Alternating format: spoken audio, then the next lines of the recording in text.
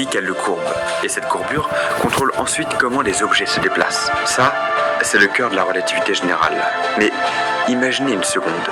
Si moi, aujourd'hui, je voyageais dans le temps, imaginez que je retourne à l'époque d'Einstein. Mais avant qu'il ne théorise l'espace-temps. Moi, je vis dans un monde où il l'a déjà théorisé. Je connais donc très bien cette théorie. Lors de mon voyage dans le temps, je la lui explique.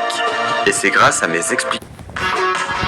Ce n'est pas juste une crew, c'est une énergie pure. Change de rythme avec la nouvelle campagne printemps-été d'Impérial. Cette personnalité, une infinité de nuances. Des looks qui se rencontrent, se transforment, évoluent. Des pièces qui ne te définissent pas, elles te ressemblent. Les nouvelles collections femmes et hommes sont de véritables déclarations de style, où la force de l'individualité rencontre l'énergie du collectif. Join the crew. Découvrez-en plus sur imperialfashion.com.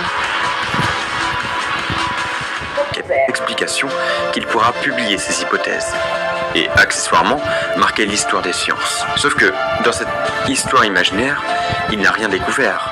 C'est moi qui lui ai dit. Et j'ai pu lui dire parce que dans mon présent, j'ai consulté ses publications. Mais du coup, si c'est moi qui lui avais dit, à qui appartient la découverte? On parle ici du paradoxe de l'information. Une découverte qui n'aurait pas réellement d'inventeur.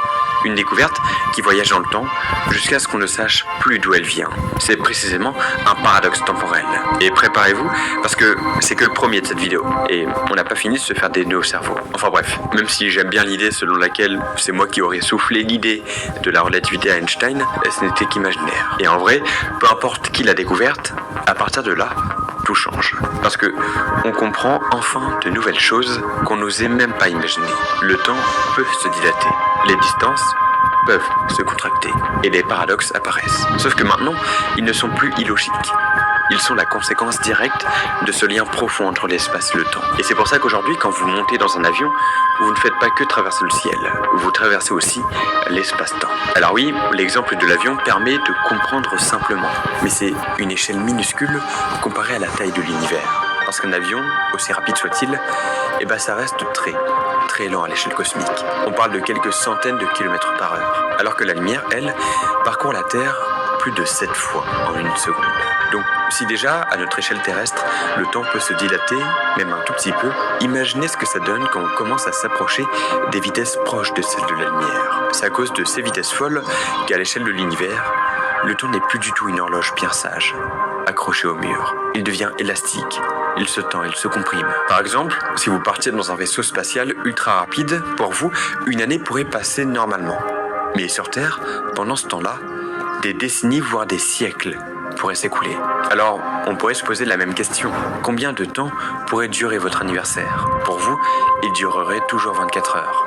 Le gâteau, les bougies, les cadeaux, rien ne change. Mais pour ceux restés sur Terre, ce même anniversaire pourrait s'étaler sur des années entières. Votre jour de naissance deviendrait un événement cosmique. Un anniversaire qui traverse les générations. On fêterait vos 30 ans pendant que la Terre en compterait 80 de plus. Et c'est là qu'on comprend quelque chose d'essentiel. Il n'existe pas un temps unique pour tout l'univers. Il existe des temps. Autant que de trajectoires, de vitesse ou de chemins dans l'espace-temps. En gros, le temps n'est pas absolu. Il dépend de comment et où vous vous déplacez. Et à cette échelle-là, les paradoxes temporels ne sont plus des curiosités de science-fiction. Ils deviennent des conséquences normales des lois profondes de l'univers. Prenons un cas célèbre pour voir ça en action. Le paradoxe des jumeaux. Deux frères, exactement du même âge au départ.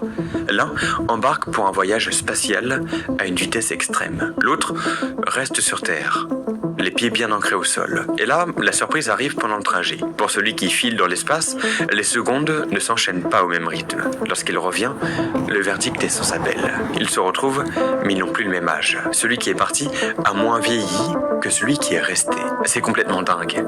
Mais c'est pas un tour de magie. C'est tout simplement une conséquence directe des lois dictées par l'espace-temps. À grande vitesse, le temps ne s'écoule plus de la même façon. À grande vitesse, le temps ne s'écoule plus de façon uniforme. Et